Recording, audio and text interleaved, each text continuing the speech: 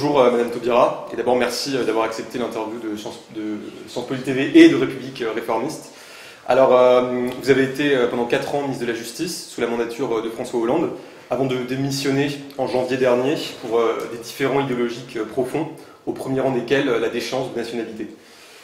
Cependant, vous partagez un point commun avec François Hollande et vos anciens collègues du gouvernement, puisque vous êtes défini par le passé, et il me semble que vous vous considérez toujours comme social-démocrate. À République Réformiste, cette thématique nous est très chère, et on a eu l'occasion d'en discuter avec plusieurs ministres qui composent encore le gouvernement. Stéphane Le Foll nous a parlé de la social-démocratie à l'épreuve de la crise. Bruno Le Roux nous en a parlé à l'épreuve de la réduction des déficits. Récemment, Jean-Marie Le Guen a appelé la gauche à prendre ses responsabilités lorsque la gauche gouverne.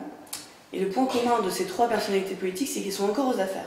Et donc comment ça change la relation idéologique et affective à cette gauche-là, puisque nécessairement la colonne vertébrale politique de la social-démocratie en est modifiée.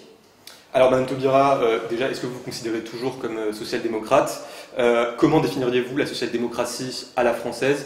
Et puis, troisième question, est-ce que la social-démocratie est aujourd'hui l'avenir de la gauche, ce qu'elle caractérise une gauche de gouvernement par opposition à une gauche contestataire qui refuserait l'exercice du pouvoir? Alors déjà, personnellement, je ne me suis jamais définie comme étant social-démocrate. Et ce que je constate, c'est que chez les socialistes, moi je n'ai jamais été non plus, j'ai jamais eu l'étiquette socialiste, ce que je constate, c'est que chez les socialistes, lorsqu'il y a la proclamation d'une étiquette social-démocrate, c'est généralement pour justifier les renoncements. Ce que je constate, c'est qu'en Europe, la social-démocratie a été incarnée par 2 grands personnages politiques, Gerhard Schröder en Allemagne et Tony Blair en Angleterre. Et que ça a été à des moments où ces grands personnages politiques ont choisi ce qu'ils ont appelé la 3e voie, notamment en Angleterre, ce que Schröder a fait comme compromis avec la société par rapport aux idéaux de la gauche allemande. Donc je ne porte pas de jugement de valeur pour cela.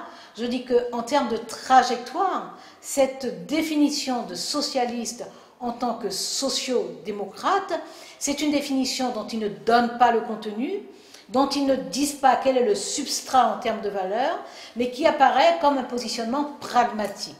Personnellement, je ne me définis pas ainsi. Je suis attachée à des idéaux de gauche. Je pense que ces idéaux de gauche ont apporté un certain nombre de réponses au XIXe siècle, au XXe siècle, et qu'il faut construire les réponses du XXIe siècle, mais que ces idéaux doivent continuer à être formulés.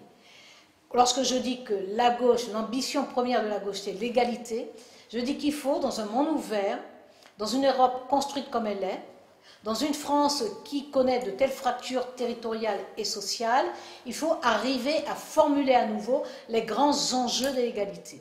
Il y a des périodes où l'égalité, l'enjeu de l'égalité, c'était l'accès à l'école publique obligatoire et laïque. À d'autres moments, l'enjeu de l'égalité, c'était par exemple le droit de vote des femmes, parce que c'était quand même la moitié de la population adulte qui était exclue du système démocratique. Donc voilà, je dis qu'au XXIe siècle, il faut définir les grands enjeux de l'égalité. Mais pour ma part, je ne ressens pas la nécessité de me définir comme étant social-démocrate. Donc comment vous définirez-vous? Radical? Toujours? Non, si on retient que radical, c'est aller à la racine des choses, je veux bien cette définition de la radicalité. Mais je ne ressens pas la nécessité de me définir. Parce que si se définir, c'est échapper aux questions de fond, si se définir, c'est échapper aux remises en cause, si se définir, c'est échapper à l'examen rigoureux, exigeant des échecs, des renoncements, de la déstabilisation, moi, ces définitions, elles ne me paraissent pas indispensables. Je ne vis pas ma vie politique avec l'obligation d'arriver avec une pancarte en disant « je suis social-démocrate ». Donc, cette façon de définir, non, je définis les combats que je mène, je définis les objectifs que je vise, je définis le sens de mes engagements, mais voilà, je ne ressens pas la nécessité de me définir moi. Non, mais on peut évoluer dans un espace politique rassemblant des valeurs, des combats, etc., qui se rapproche le plus possible de telle ou telle, entre guillemets, étiquette, mais une définition, ça peut être mouvant, ça peut très bien se dire j'évolue avec ces personnes-là, dans ce groupe-là, dans cet espace-là. Oui, mais bien entendu. Et c'est ce que j'ai fait, et c'est ce que j'ai vécu au sein du gouvernement. Nous avons eu des désaccords, nous avons eu des débats, des discussions. Dans la discussion, l'essentiel, c'était pas de savoir si un était social-démocrate ou l'autre, c'était de savoir est-ce que nous comprenons bien, de la même façon, notre responsabilité par rapport à l'engagement que nous avons sur la justice sociale, par rapport à l'engagement que nous avons sur la nécessité de mettre la culture à la portée de tous, etc. Merci Christiane Taubira. Merci à tous les deux.